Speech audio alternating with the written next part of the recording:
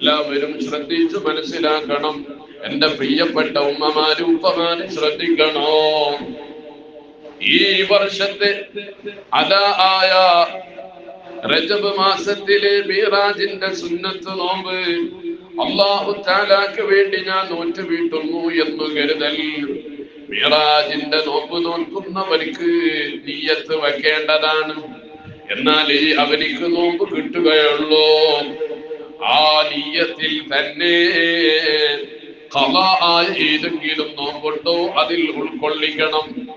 ഖളാ ആയ കഴിഞ്ഞ വർഷങ്ങളിൽ നമ്മളിൽ നിന്ന് ഏതെങ്കിലും നോമ്പുകൾ ഖളാ വന്നിട്ടുണ്ടെങ്കിൽ അതും കൂടി കരുതണം.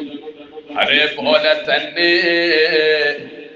റജബ് ഏത് മാസത്തിന്റെയും റജബാകട്ടെ ശഅബാനാകട്ടെ ഏതെല്ലാം മാസമുണ്ടോ ആ മാസത്തിലെ 28, 29, 30 അയ്യാമു സൂദിൽ പെട്ടതാണ്.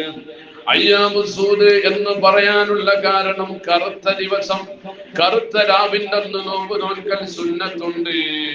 ചില പണ്ഡിതന്മാര് പറഞ്ഞു 28 മുതലാണ്. എന്നാൽ 29 മാസമുണ്ടെങ്കിൽ അത് 29 വരെ മാസമുണ്ട് എങ്കിൽ 30 കിട്ടുകയില്ലല്ലോ. അതുകൊണ്ട് തന്നെ 27 അത് സൂദിൽപ്പെട്ടതാണെന്ന് പറഞ്ഞവരുണ്ട്. അതുകൊണ്ട് തന്നെ 27 നോമ്പ് നമ്മൾ റജശാനങ്ങൾ മിറാജിന്റെ നോമ്പ് നോൽക്കുമ്പോ ആ സുന്നത്തിനെയും കരുതേണ്ടതാണ്. അല്ലാഹു നമ്മൾക്ക് ഖൈർ നൽകട്ടെ.